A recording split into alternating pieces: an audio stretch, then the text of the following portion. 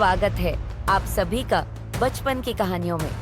कहानी का नाम है एकता में बल। एक समय की बात है कि कबूतरों का एक दल आसमान में भोजन की तलाश में उड़ता हुआ जा रहा था।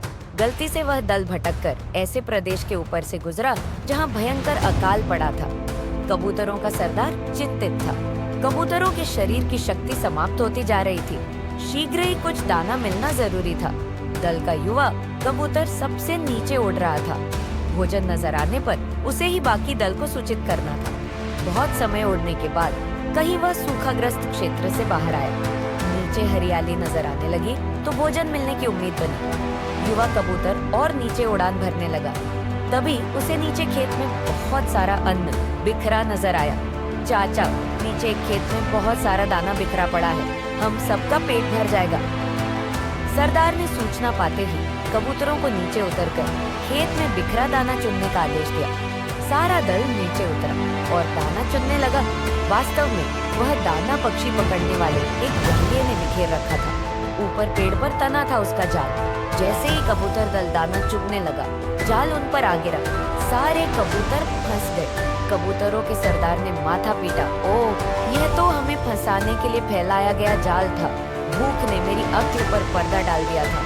मुझे सोचना चाहिए था कि इतना अन्न बिखरा होने का कोई मतलब है। अब पछताया और क्या, जब चिड़िया चुग गई खेत। एक कबूतर रोने लगा, हम सब मारे जाएंगे। बाकी कबूतर तो हिम्मत हार बैठे थे, पर सरदार गहरी सोच में डूबा था।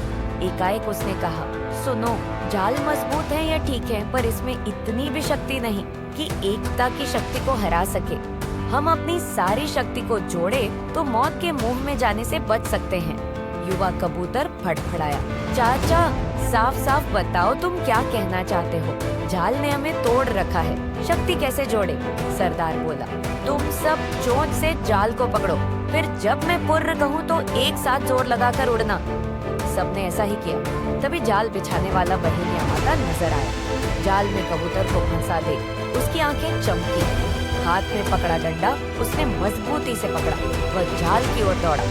बहेलिया जाल से कुछ ही दूर था कि कबूतरों का सरदार बोला, पुर्र। सारे कबूतर एक साथ जोर लगाकर उड़े तो पूरा जाल हवा में ऊपर उठा और सारे कबूतर जाल को लेकर ही उड़ने लगे। कबूतरों को जाल सहित उड़ते देखकर बहेलिया अवाक रह गया।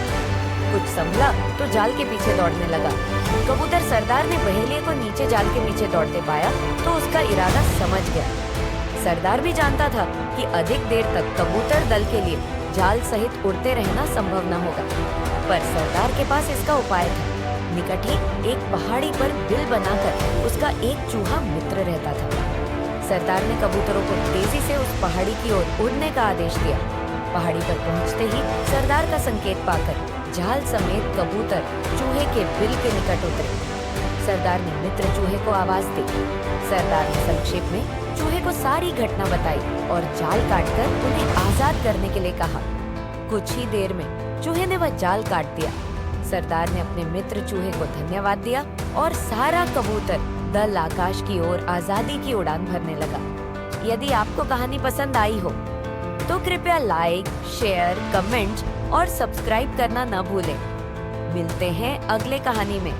जब तक के लिए बने रहिए हमारे चैनल बचपन की कहानियाँ के साथ।